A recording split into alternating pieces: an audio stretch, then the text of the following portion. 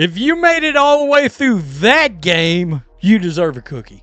You deserve a cookie and probably some vodka shots. Tequila, whiskey. Oh, I almost went back to smoking during this game.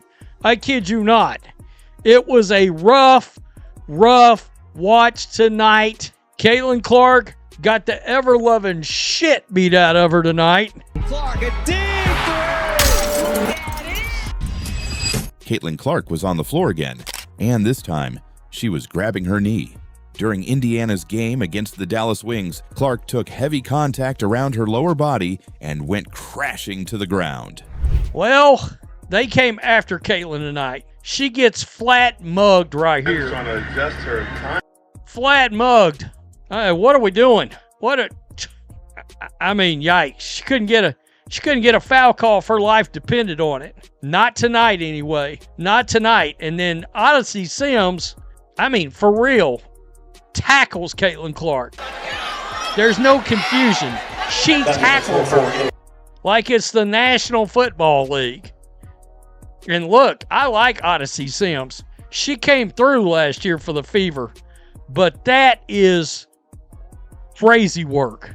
It really is. The replay immediately exploded online. Fans were calling it a tackle. Others were asking how contact that looked this dangerous could happen right in front of an official without an immediate whistle. This is unseen footage. When Caitlin Clark had the turnover, she's literally grabbing her arm multiple times. And look at the ref watch the entire thing happen and then calls a foul on Caitlin Clark for nothing. Just like when she was looking at Caitlin Clark getting hit with an elbow in the face. Watch this all go down. This is the problem here. Getting tackled. Like this game, there was no way they were going to let Caitlin Clark beat Paige again. And that's why when Caitlin Clark has an off game, I give her grace because the entire time the refs are cheating her. The other teams are grabbing her, pulling her, hitting her, you name it. It's a big bunch of crap. I promise you that. All this is the sisterhood of the WNBA fouling her for the entire game. And they'll say she has turnovers or she didn't play that good. And then not even watch the game to see that she was hit the entire time, not get any free throws, and then the refs watch it all go down. It's bullcrap. But somehow, that was only the beginning. Because later in the same game, Paige Beckers grabbed Caitlin Clark's arm and held on while Clark tried to pull herself free. The whistle came late. Caitlin became visibly furious. And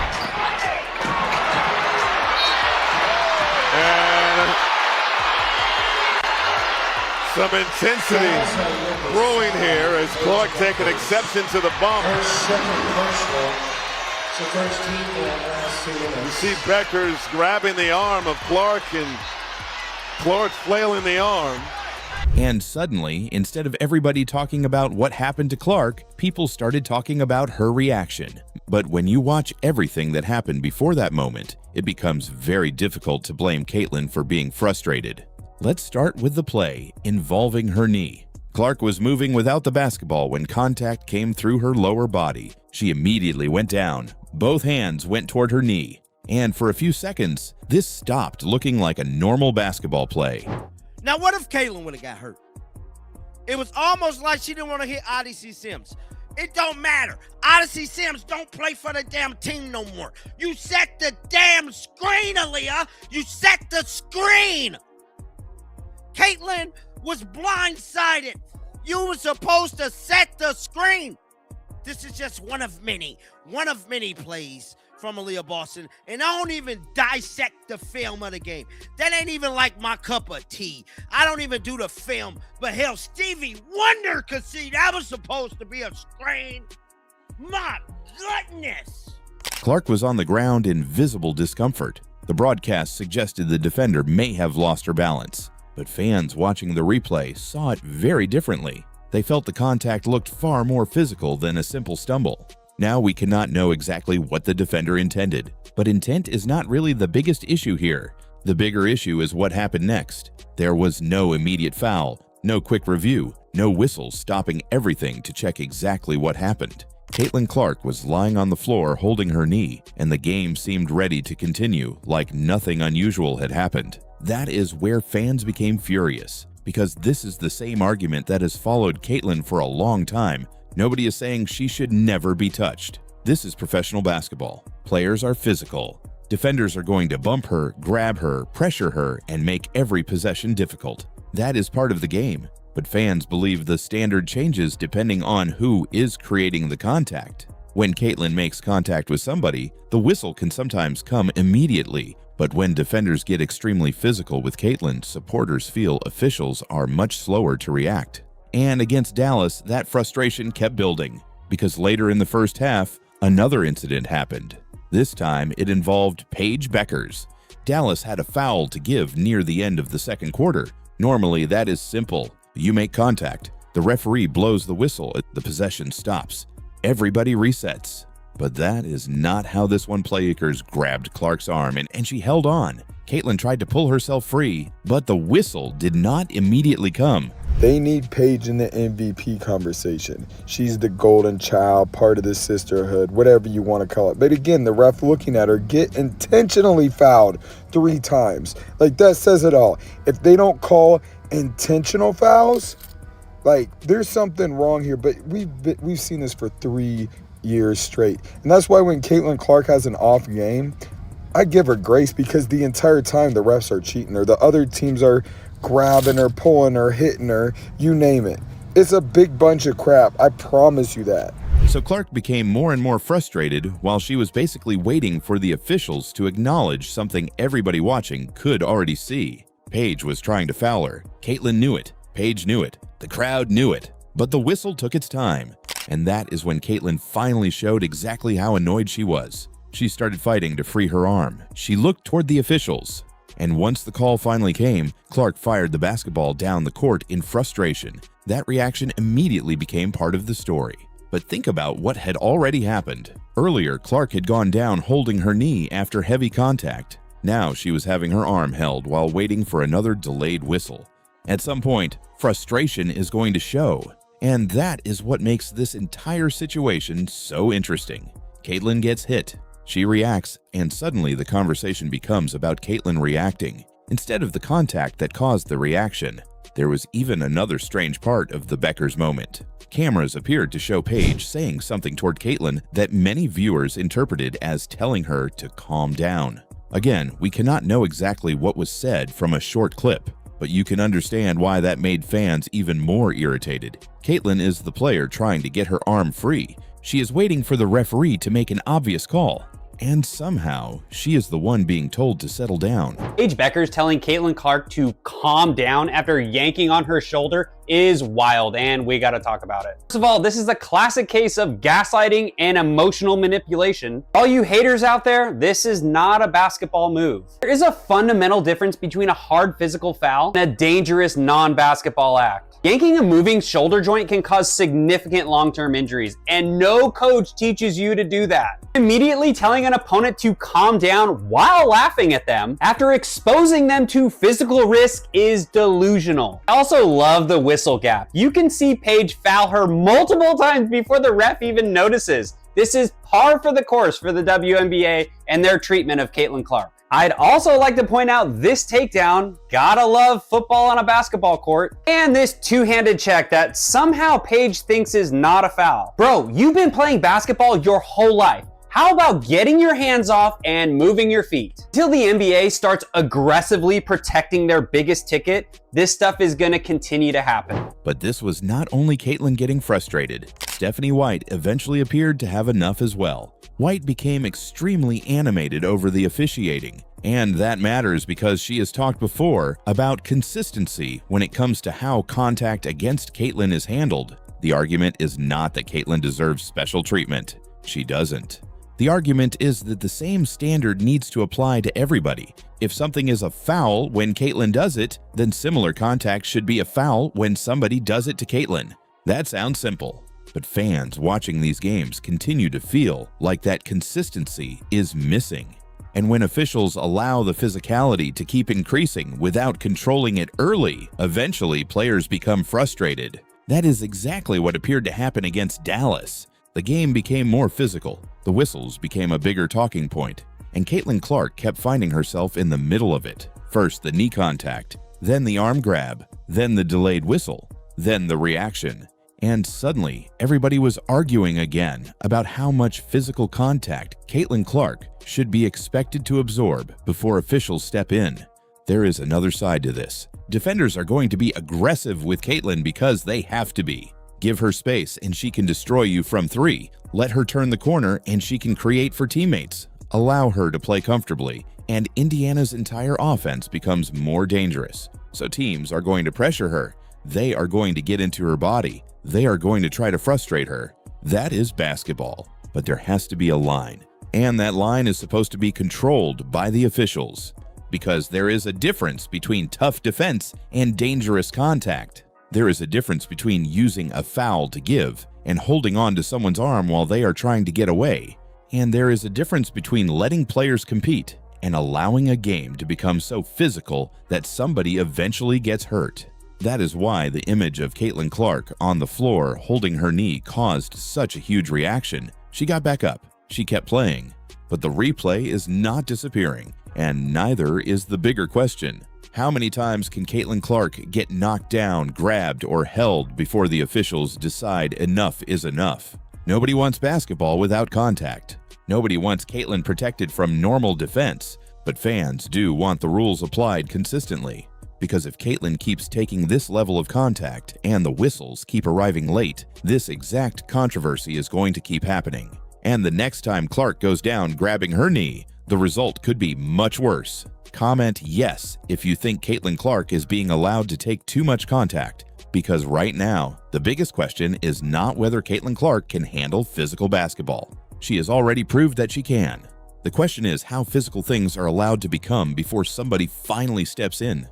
Caitlin Clark had just played one of her worst games of the season. Indiana had lost to a Dallas Wings team they were expected to beat. The offense looked completely out of sync, and then the cameras caught a moment that immediately changed the entire conversation. Stephanie White walked over and started talking to Caitlin. Caitlin listened for a moment, then she turned away. She walked straight toward the bench, and for a few seconds, it looked like Caitlin Clark had completely checked out on the Indiana fever. Now fans are asking the question nobody thought they would be asking this late in the season. Was Caitlin simply furious after a terrible game, or are we finally seeing real frustration between the Fever superstar and her head coach? Because when you look at what happened before that walkaway moment, the reaction suddenly makes a lot more sense. Man, I had to go outside and go for a walk before I did this video to cool off, and I'm still pissed off. I'm still pissed. This was straight up sabotage. Stephanie White, you are a bum. Aaliyah Boston, you are even more of a bum. You are a $6 million piece of garbage out there. Your ass can't make a layup. You refuse to pass the ball to Caitlin Clark. You stink. You stink. You've been intentionally not passing the ball to Caitlin Clark for the last 7-8 games. We've been watching and counting. I've been watching your ass not pass her the ball. You can't make a layup to save your life. You just as garbage at layups as fucking Angel Reese. Indiana lost 91-85 against Dallas, and there is no point pretending Caitlin had a good game. She didn't. Clark finished with just 10 points. She had 9 assists and 4 rebounds, but shot only 4 of 15 from the field and 2 of 8 from 3. For Caitlin Clark, that is a brutal night. She missed shots she normally makes. She struggled to find any rhythm. And there were long stretches where she simply did not look comfortable. But this is where the argument really starts, because fans were not only angry that Caitlin played badly, they were angry about the way Indiana used her. Stephanie White, this whole game plan was about Kelsey Mitchell and her getting her streak. It was very clear, very obvious. And look, I'm not going to come at Kelsey Mitchell, and she played a hell of a game. But this thing was 100% about Kelsey Mitchell, and I think it had everything to do with them seeing Caitlin Clark climbing that MVP ladder, and they said, hell no, we are sabotaging this, and that is exactly what happened. The Indiana Fever lose to a team in the Dallas Wings that lost 8 out of their last 11 games. You could thank Stephanie White, who wanted to make it all about Kelsey Mitchell. From the opening possession, Kelsey Mitchell was clearly a major part of the game plan. The Fever ran the first action for Mitchell. Caitlin made the pass, Mitchell attacked, and got to the free throw line. And honestly, there is nothing wrong with that. Kelsey Mitchell was incredible. She finished with 37 points. If somebody is scoring like that, you keep feeding them. But fans started noticing something else. They felt Indiana was doing everything possible to establish Kelsey Mitchell early, while Caitlin was being asked to figure things out on her own. All right, guys, so the agenda is in full effect and it's unfolding and taking place right before our eyes. Operation Kelsey's World, Operation Stephanie White trying to get Kelsey Mitchell MVP. This entire thing is about Kelsey in this scoring streak, and she's played really well. But you can look at the last few games, you can tell the whole thing has been about Kelsey Mitchell keeping his scoring streak together, even in games that she hasn't played well. They force-fed her when she was stuck at 18. They force-fed her for an entire fourth quarter in overtime to get her to 20. And it continued on through the last game, and it's continued on through the game versus the Dallas Wings, where essentially pretty much every single play was run for Kelsey Mitchell while she was on the floor. There were fewer early actions designed specifically to create space for Clark. Not enough movement to get her clean looks. Not enough pick and roll. And too many possessions where Caitlin gave up the basketball and never got it back. That is where frustration started boiling over online. People began accusing Stephanie White of freezing Caitlin out. Some even used the word sabotage. That is a huge accusation, and there is no proof Stephanie White was deliberately trying to hurt Caitlin Clark. But there is a fair basketball question underneath all the emotion. If Caitlin Clark is struggling, should the offense do more to help her find an easy basket? One screen, one open three, one drive to the rim. Anything that gets the ball through the basket and gives her some confidence. Yeah, just celebrate. We lost, but hey, let's just celebrate the scoring streak. This is all that matters. Down after Toronto, and then what's it mean to second that? I think that it's a part of the game. So for one, I just want to, congratulate my team for making me look good. Stephanie White running every play for you, but you a baller. You get your buckets, but Stephanie White has completely catered the entire offense to Kelsey Mitchell. There's no pick and roll action, which is the main strength of Caitlin Clark's game. Caitlin Clark has been forced to be an ISO scorer, and she's so good, she's gotten good at it, but that's not the bread and butter of her game. The bread and butter of her game is the ball screen action, and it's been completely eliminated to suit what Kelsey Mitchell essentially does best. Instead, Caitlin kept missing. Dallas kept building momentum, and the pressure kept getting heavier. Then came the moment everybody is talking about. Stephanie White approached Caitlin during the game. She appeared to be giving her instructions. Caitlin listened briefly, then she turned away. She moved toward the bench. No screaming match, no technical foul. Nobody had to separate them. But the body language was enough, because Caitlin Clark looked completely fed up. And once that clip hit social media, the theories exploded. Indiana Fever could try to do all the PR stuff that they want to do to try to cover this up. But at the end of the day, ain't no covering this up. Y'all hella lying. So this was an incident that happened at the game. Caitlin Clark and her coach hate each other. Right? Brick Center captured this moment right here, right? Now, I'm finna play this moment for y'all, and I want to know y'all reaction to this. Let's play it. She's been scuffling a little bit lately from the free throw line. It's something she mentioned to us today at shoot-around. This was late in the Vegas game. And Yes. Indiana has been rolling. So as you guys see there, Stephanie White was still trying to talk to Caitlin. And Caitlin, look, Caitlin turns her back. And walks away. Walks away from her like, shut up. I ain't even trying to hear that. Some fans said Caitlin had finally had enough of Stephanie White. Others said she was mentally checking out of Indiana. Some even started calling for the Fever to choose between Caitlin and the coaching staff. But there is something important we need to say here. Caitlin Clark did not literally quit the Indiana Fever. She did not announce that she was leaving. She did not refuse to play again. And a few seconds of body language cannot prove that Caitlin and Stephanie White suddenly hate each other. Caitlin had just endured an awful night. Her team was losing. She was frustrated. It is completely possible that she was angry with herself, angry with the game, or simply did not want to hear another instruction at that exact moment. Players get emotional, coaches get emotional, and television cameras sometimes catch 5 seconds that look much bigger than they really are. But this clip is getting so much attention for one reason. People were already questioning Indiana's offense. That is why the walkaway moment hit so hard. It did not create the conversation. It poured gasoline on a conversation that was already happening. Fans have watched Caitlin dominate games when the offense runs through her, when she attacks, when she uses screens, when she forces 2 defenders to chase her. That is when Indiana becomes dangerous. Because once the defense collapses on Caitlin, everybody else gets better opportunities. Kelsey Mitchell gets space. Aaliyah Boston gets openings inside. Shooters get clean looks. Cutters get lanes to the basket. But when Caitlin spends long stretches away from the action, Indiana can suddenly look completely different. And that does not mean Kelsey Mitchell should stop shooting. Absolutely not. She scored 37 points. You don't punish someone for playing well. The Fever need Kelsey. They need Aaliyah Boston. They need Sophie Cunningham. They need everybody. But balance does not mean turning Caitlin Clark into a spectator. That is the challenge Stephanie White has to solve, especially on nights when Caitlin is struggling. A great coach cannot simply wait and hope the superstar figures everything out. Sometimes you have to manufacture confidence, get her moving, create an easy look, run a screen, force the defense into a decision, because once Caitlin sees one shot fall, the entire game can change. That never really happened against Dallas, and Indiana paid for it. The craziest part is that the final margin was only 6 points. This was still a winnable game.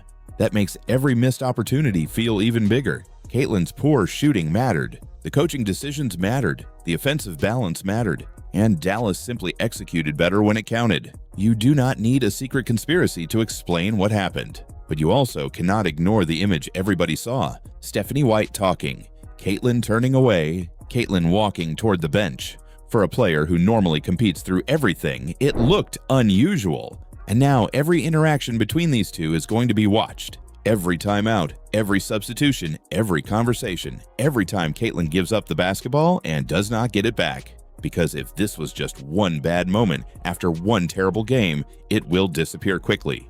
But if we start seeing this body language again, if Caitlin keeps looking frustrated with the offense, if those uncomfortable sideline moments continue, then Indiana might have a much bigger problem than one loss to the Dallas Wings. And that is what makes the next game so interesting. We are not just going to be watching Caitlin Clark's points. We are going to be watching everything that happens around her. Comment yes if you think Indiana needs to make Caitlin Clark the clear #1 priority in this offense, because one frustrated walk toward the bench can be nothing. But if it happens again, people are going to start wondering whether Caitlin Clark is walking away from something much bigger.